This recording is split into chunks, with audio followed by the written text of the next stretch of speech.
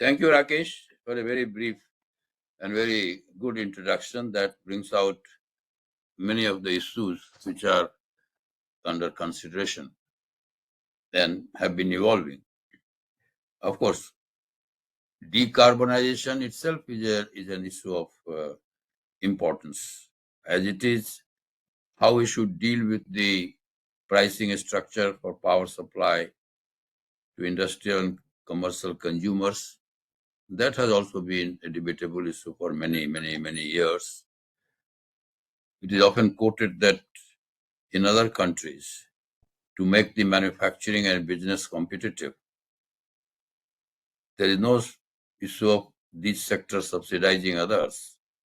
In fact, in many countries, industrial and commercial tariff is less than the other tariff. So we have been, and India has a huge job to become competitive on manufacturing, and therefore, when manufacturing becomes competitive, the economy expansions happens, and economy expansion happens, and the rest of the thing follow. Employment happens, and then again, purchasing power of people increases, and the whole circle goes like this. And the issue has been, before we come to renewable as a contribution to decarbonization, of course, is a subject. If we want to improve our renewable inputs into our overall power supply system, and to that extent, whatever encouragement we give for renewable power generation and power supply, to that extent, we are mitigating the issue of carbon dioxide. That's very simple. The larger, the better. And to that extent, fossil fuel proportion reduces. Power you need. Now, the issue of industry and commerce and business being treated in the manner it has been treated, it is because of the electricity board being an integrated structure. When the electricity boards of the country were also producing power, were also doing transmission, and were also doing distribution, electricity supply. So all these consumers became electricity board consumers. When we were debating the electricity bill, particularly it escaped my attention actually. I don't know whether we would have succeeded in making the change. Rakesh said that more than 50% of overall consumption is from the industrial and commercial sector. True. But of this more than 50%, substantial portion is on 132 kV. Their distribution company's infrastructure does not matter at all. Neither generation company infrastructure matters, nor the extra high voltage transmission company's infrastructure matters, nor, it does matter. So here, they supply from there, and then the tariff gets fixed in a manner the distribution companies have to be over subsidized. So this is the issue that has been going on, and really it escaped at the bill stage, it escaped our attention, and it did not get agitated.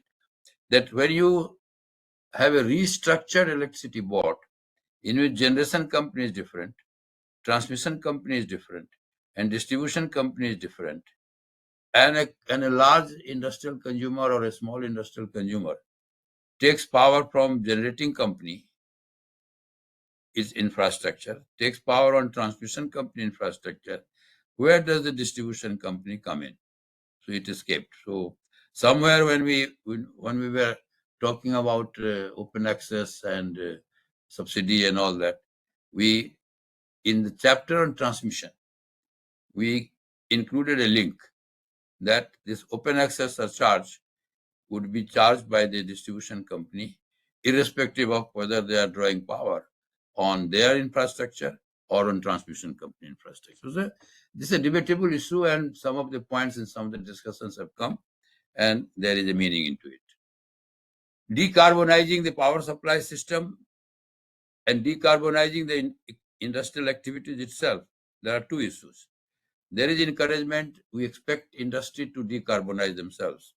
Steel plant, fertilizer plants, in their manufacturing process, they should decarbonize. Electricity is one input.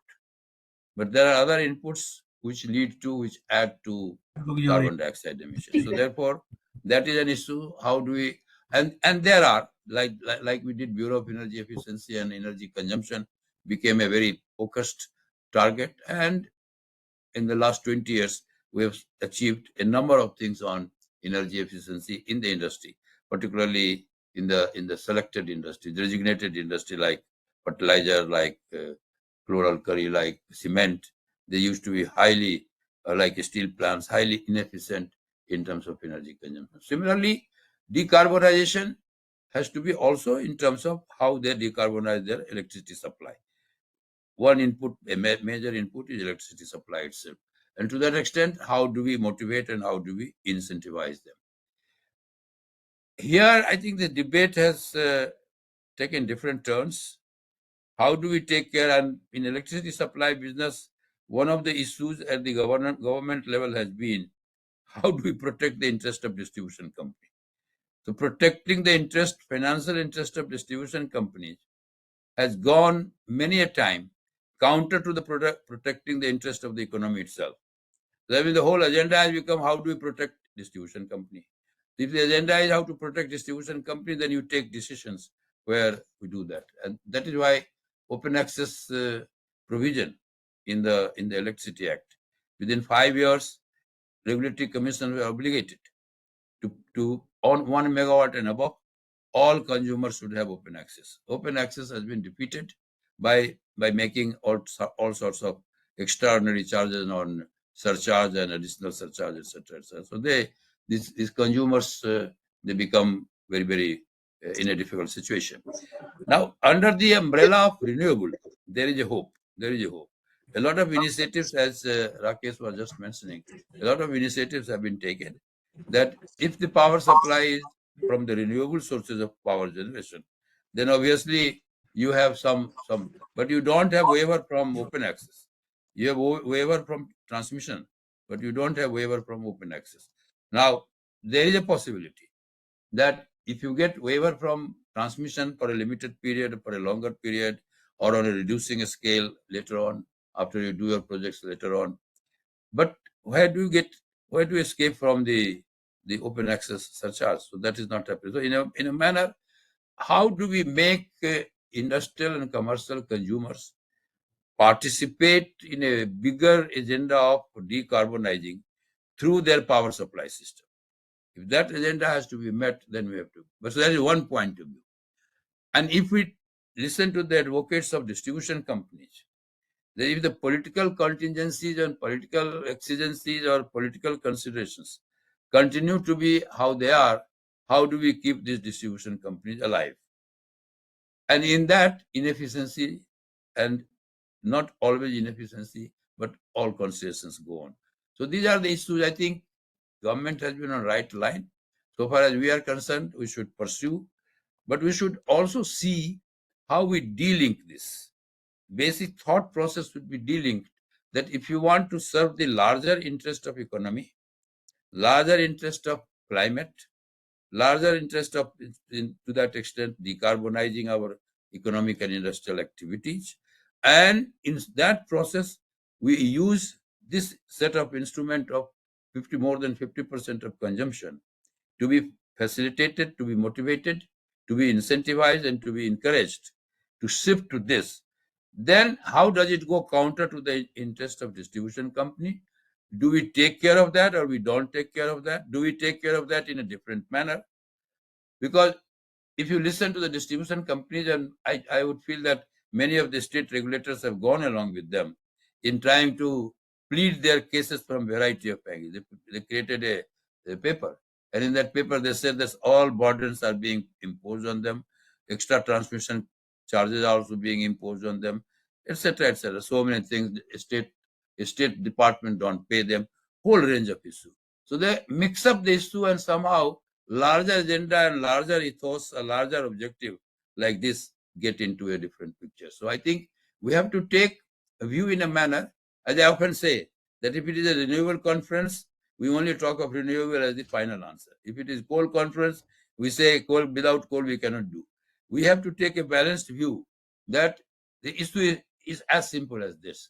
that if we incentivize by reducing or waiving the transmission charges, and if we depend on and if we continue to tolerate or continue to accommodate excessive open access charges, then that purpose is defeated. Then industry does not get into this. So how do we do this? And if we do that, how do we take care of the distribution companies' point of view? So these are the issues. Let us hear. I will come back again. Let us listen to the various presentations. I will definitely feel the debates should take a holistic view of the matter. Thank you very much. All the remarks. Thank you. Thanks a lot. Chairman CA has given all the concluding remarks. I will only congratulate for such a comprehensive presentation, is comprehensively capturing all the issues and responding to them.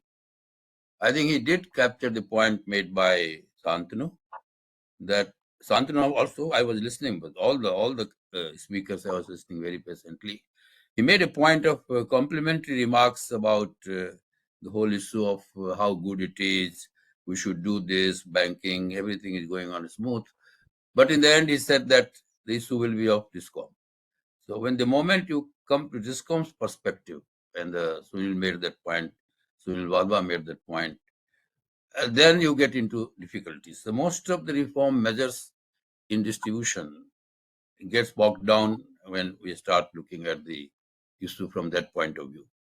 In my introductory remarks, I mentioned that somehow at the time when we were doing this Electricity Act, we allowed that even consumers who are directly getting power at 132 kV, where DISCOMs have nothing to do, they will be treated as consumers of DISCOMs.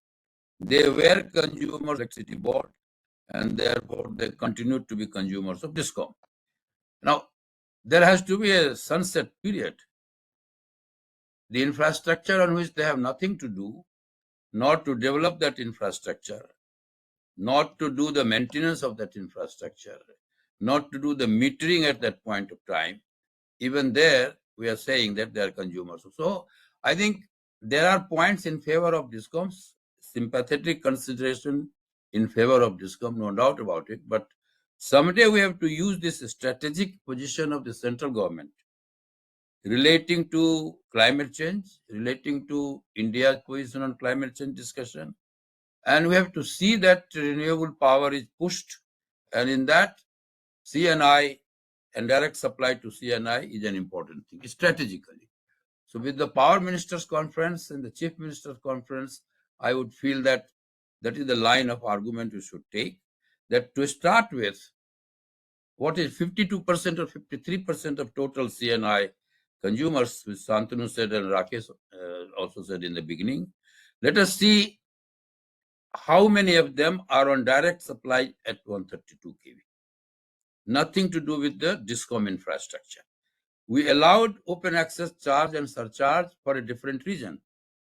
Mind you that in tariff policy we provided, then within the 5 year, this whole thing, cross subsidy, etc., will be arranged in a manner that open access surcharge will be irrelevant. That the tariff itself will take care of that. That is not implemented. So therefore, I think we have to take this matter with the state, and also have to talk very straight with the DISCOMs that this is the way it should be. Because the infrastructure with which they have nothing to do, why should it be affected? So that is one line we could take under the garb of, I will say, using that word, that at least in the climate issues, in the climate discussions, in the RE, and RE is cheaper power, as just now mentioned by Ghanshyam. It is cheaper power. And to that extent, DISCOMs also have been saved of that burden, which could have been costlier power to supply to their customers. So I think discussions with DISCOM have to be a little frank, more frank than it has been. Discussions with governments, state governments also have to be more frank, because again and again, I made that point, is that it shouldn't happen that using DISCOM's health, and DISCOM health is affected by political interventions here and there. I chaired the task force of Rajasthan for 4 years. Definitely it is affected by political intervention. So it is just with that we're going on, between DISCOM and the political interference. So I think we have to take it straight, and using this formulation, I think most of the things which Mr. Ghanshyam Prasad has said, They are going perfectly on the right line. We should use strategically with the state government chief ministers conference that for God's sake, renewable has to be pushed, and C&I is one solution. Banking, as rightly said, it has gone back to the regulators forum. Let them work out. I don't think overall national interest, economic interest can be sacrificed, or even climate interest, just because we have to safeguard. How we safeguard? I have another formula. 1 billion ton of coal, 4 rupees a ton, that is being passed on. Why should it go to the central budget? If we have to safeguard that way, state way, we should say, okay, this is for climate. Coal cess you are taking. Let's get that money, and to the extent we want to, how much you want to give, that is up to you. Let's if we have to safeguard the interest of DISCOM for the remaining business that they are doing, obviously that can be a good kitty. FGD, we should go slow. Definitely FGD, we should go slow. Whatever has been done, it was pushed without much of consideration. So I think we are proceeding on the right line. Congratulations, Ghanshyamji. And let's push it through a strategic way that let us now, chief ministers should agree to pursue. Let us not only to safeguard the interest of DISCOM, we lose other bigger consideration of the nation.